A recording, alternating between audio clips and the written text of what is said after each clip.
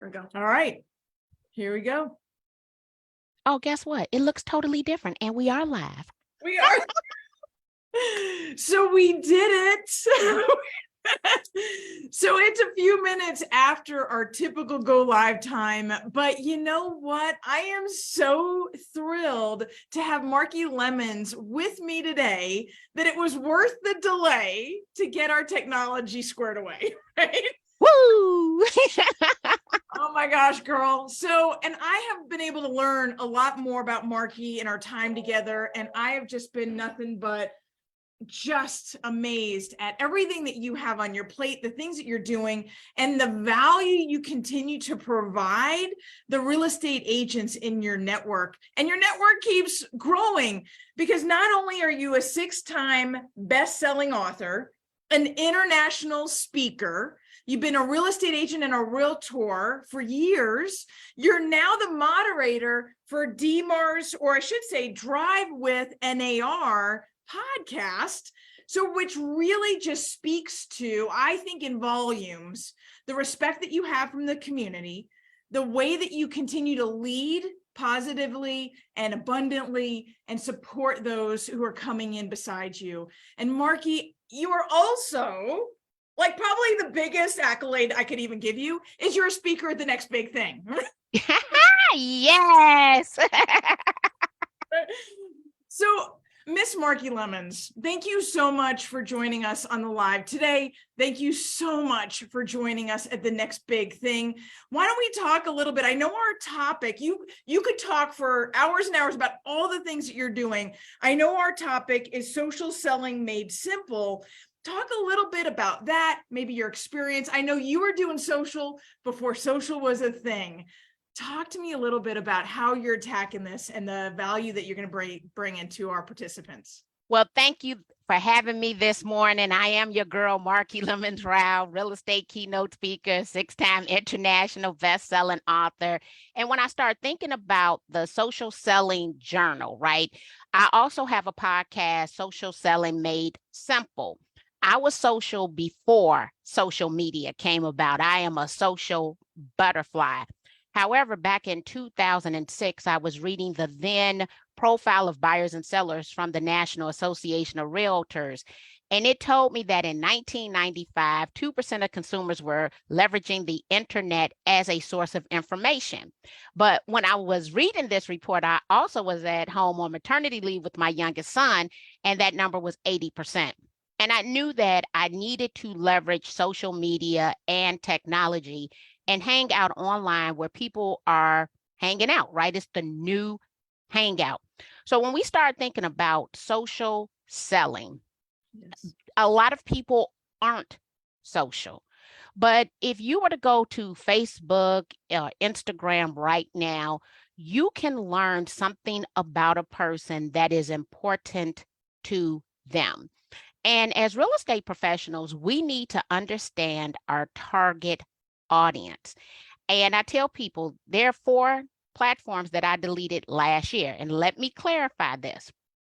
All of these platforms have value.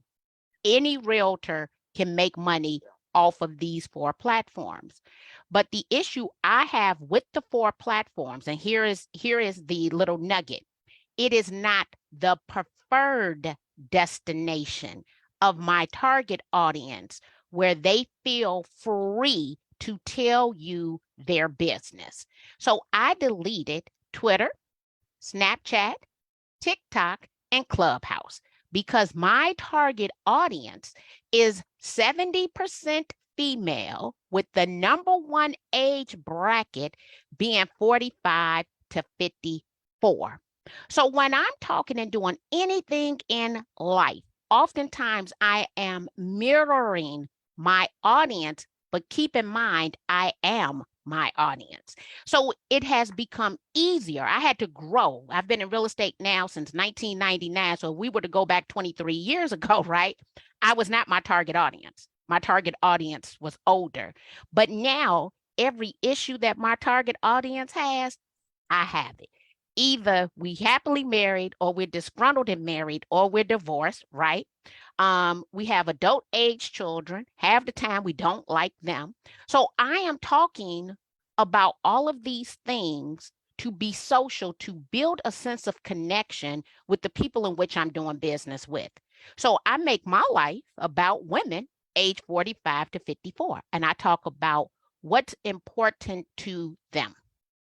I love that. And I love that you deleted the ones that aren't relevant. So many people, and I'd even say me to a degree, it's trying to hit all this. Now I've long given up on Twitter. I tried, it didn't work. I tried Clubhouse, I didn't love it. But we're on TikTok, and I am a woman on the top end of that, 45 to 54.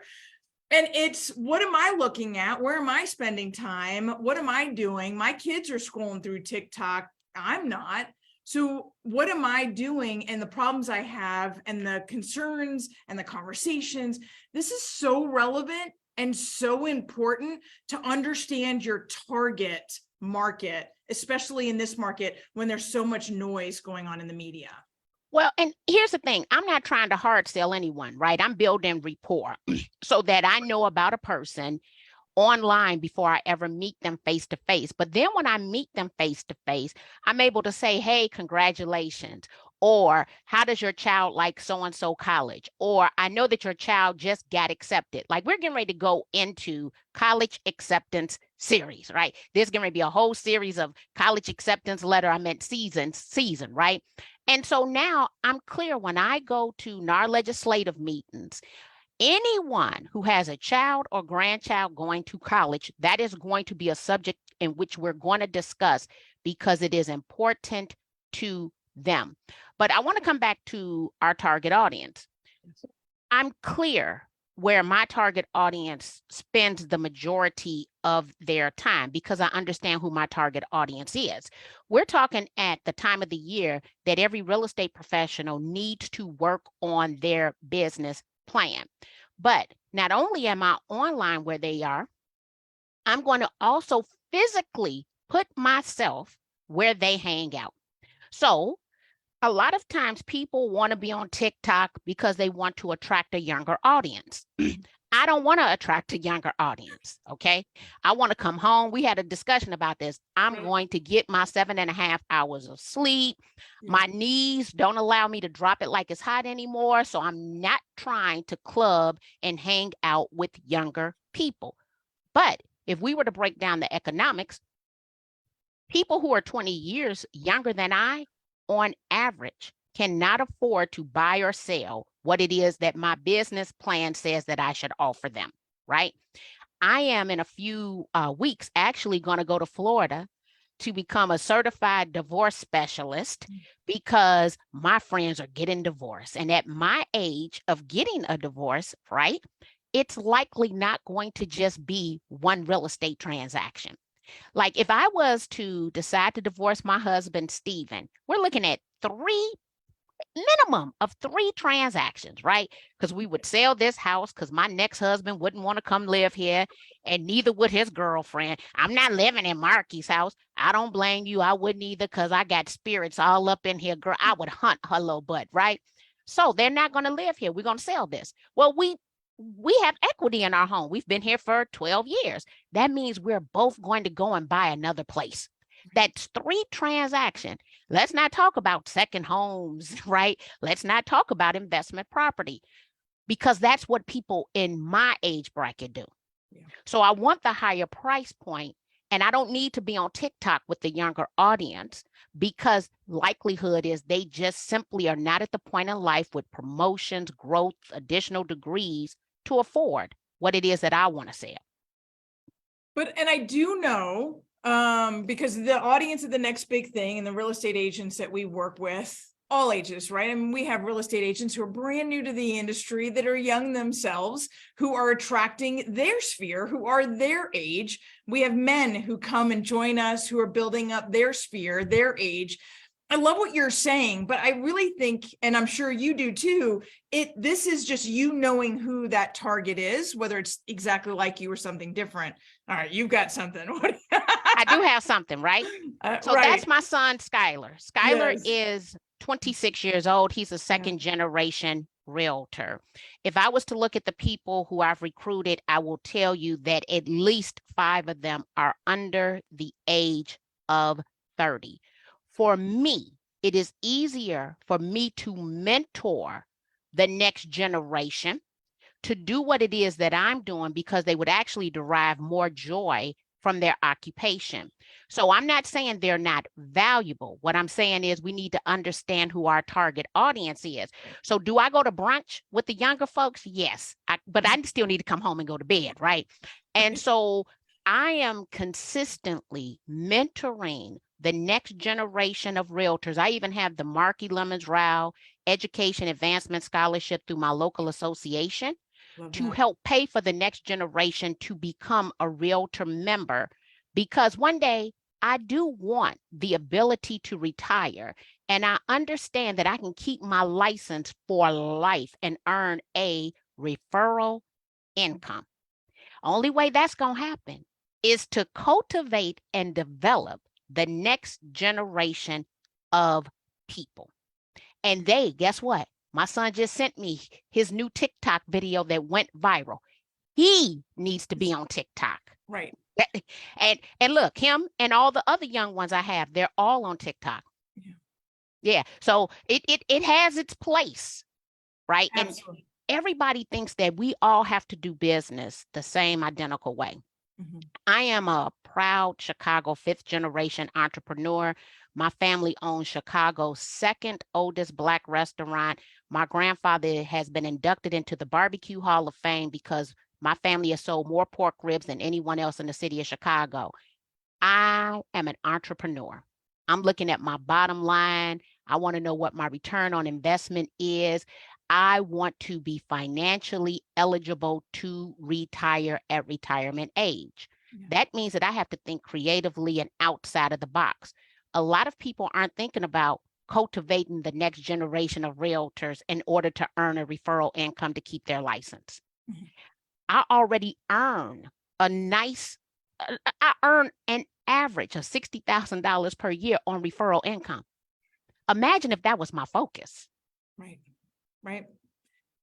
You break it down so simply, and the fact that your niche, you've cultivated it, you know who it is, you know who your community is, so that you can be in relationship. As you said, it's not a hard sell. Nothing that we do, myself as a lender, you as a real estate agent, as a realtor, we're not hard selling. We're growing relationship, and in that relationship, we're serving need, and that need is to elevate someone's financial stability through real estate, right? And we all do it in our own way. It's so funny because I had a conversation with Valerie Garcia, who I'm sure you know, one of our other speakers at the next big thing.